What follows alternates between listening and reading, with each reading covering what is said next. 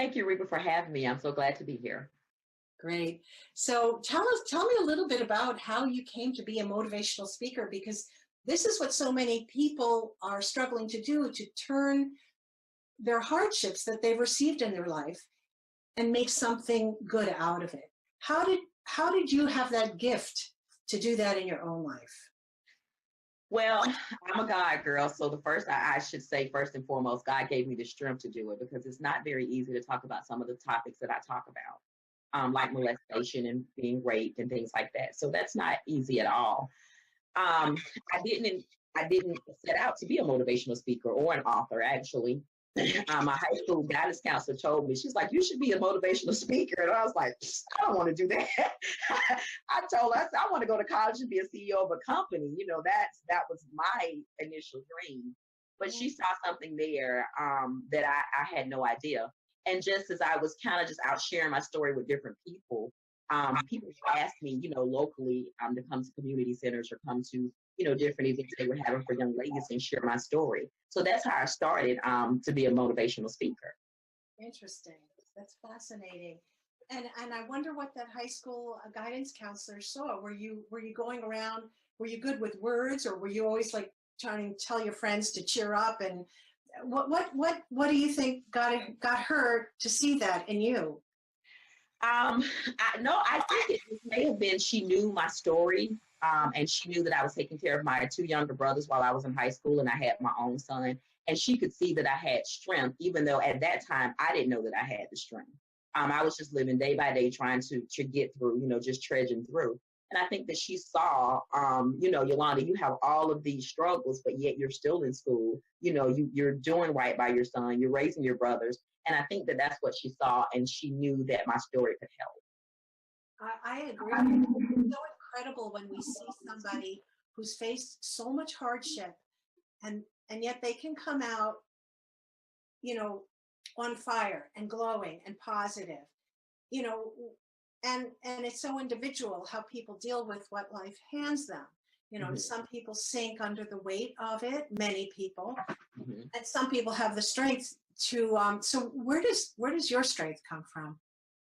God, I know. Definitely God, but my grandparents gave me a strong foundation. And I'm human. I have my days, for the past couple of weeks, I have been really going through a very difficult time. I'm a small business owner and author, and I left corporate America a little over a year ago, and my finances aren't what I'm accustomed to, and that has been very difficult for me. I pulled my sciatic nerve, and I wasn't sleeping, and I was having, issues. And so I got to a point where I thought I was losing my faith. And I was in tears for days, literally. So I'm human. I have those times where I don't know that I'm going to make it through. But it is my faith in, the people that are around me. Everybody rallied around me and they said, Yolanda, you've been through worse. You can do this. You can get through this. And so at some point, the light bulb came on, and I was like, you know what? I can get through this. I will do this. And so I had to motivate my own self and be my own champion. Absolutely. Right. Well, actually, I in that little teaching, it's what I mentioned is when you try to do something, when you want to claim that birthright, because we all have these dreams from when we were children of like how great life is going to be and how fantastic we're going to be and how much fun we're going to have. And sometimes that really gets knocked out of us. But when we try to claim that happiness, all those little gremlins that are, telling us you can't do it, they're going to get, in our face. And one of the things I always say is, why is this happening to me, but why is this happening for me? Mm-hmm. So when we look at it like that, you can say, okay, what is this doing for me? So if you were to look at this like that, what was the lesson in what's been happening to you recently? The lesson is I have, a story, and I have books and products that are changing people's lives. And so anytime you're changing someone's life, you're going to come against those gremlins, like you say, and they were getting louder and louder. But the lesson for me was I had to realize, first of all, you ignore those voices. Again, go back to my faith. And so what I did was I created myself a little war room in my bedroom. And so I go there every day and I pray, and that gives me a calm to get through this situation. But the biggest lesson for me was, Yolanda, no matter what, believe in Yolanda.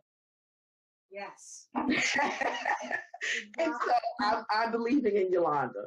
Exactly. And so the gremlins, as we're calling them, they can come up in the form of lack of confidence, or they could come up in the form of financial hardship or whatever. But any of those you can overcome.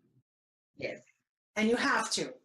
You have to. In this life, you have to overcome them. You can't, if you allow it to take advantage of you, I mean, it could end up in suicide, or you losing yourself in all of that. And so, like I say, I am human, but in my humanness, I had to understand that there is a greater power, and put my faith there, and change my focus. I changed my focus. So my focus is not on the money now. My focus is now back on what I need to get done. So I come into my office every day and I work. Yes. Yeah, and that occupies my mind as well. Well, I want to recommend a book to you, which is happens to be my book. Okay. The Little Book of Manifesting Big, because my previous guest and I were talking a lot about the feminine way, and I just want to offer it to you and after she left, I thought that maybe we're talking how like that masculine model of work isn't always going to get us where we want to go, and that there might be also like a more feminine way of being open to the universe for what we need, or asking, like you do. Prayer, I think, is a very like in that form of, let me receive this miracle of what I'm needing. And so I want you to read that book, because I think it's going to have a lot of really fun things for you. And I have this copy, and I have also an unillustrated copy. It's very inexpensive on Amazon, so get that. Okay. So how can I help you today? I want, this is your time. I don't want to, just sort of, I know you know so much, but what is there going on with you that I can help you with? Well, like I say, I am just in a place where I feel like I'm lost.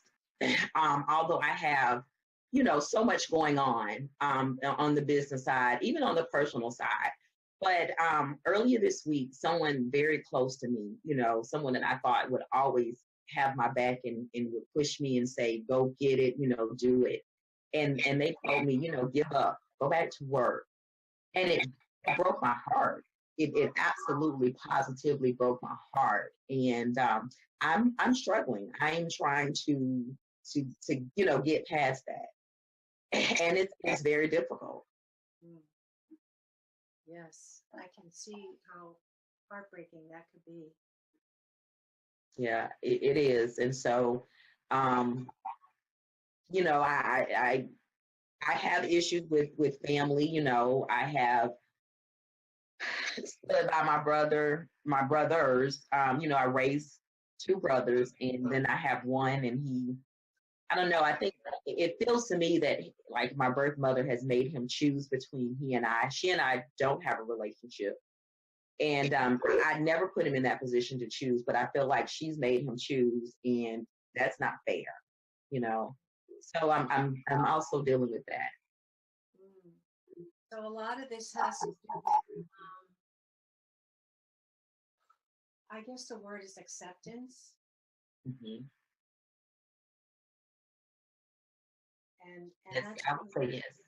Yeah, that's very hard, because people sometimes really disappoint us. Mm-hmm. And there's just, it's them. It's not our problem. It's not our fault. Not your fault. You did your best for your brother, that's for sure. And she's his mom, so she has a very strong pull with him. Mm-hmm. Even if she didn't do any of the work, I don't know the exact details of your story, even if you really did the work and she didn't, or whatever, just the fact that she's his mom gives her a very strong claim on him. Mm-hmm. And, so apparently he's chosen to go that way. And there's just nothing much that you can do about that. How are you handling it? I am, again, I have to resort to prayer. And I actually sent him a text and I just told him, I never made you choose, but you made your choice. I'm not going to allow anyone to mistreat me. I don't care who you are.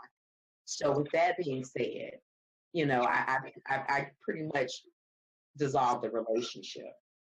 And that's hard, because that's my brother. And I do love him. But again, I love me more. And I'm just not going to let anyone mistreat me.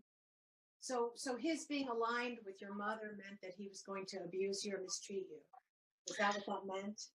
Well, I mean, that's the behavior that I've gotten. Like I say, I've always been there for him.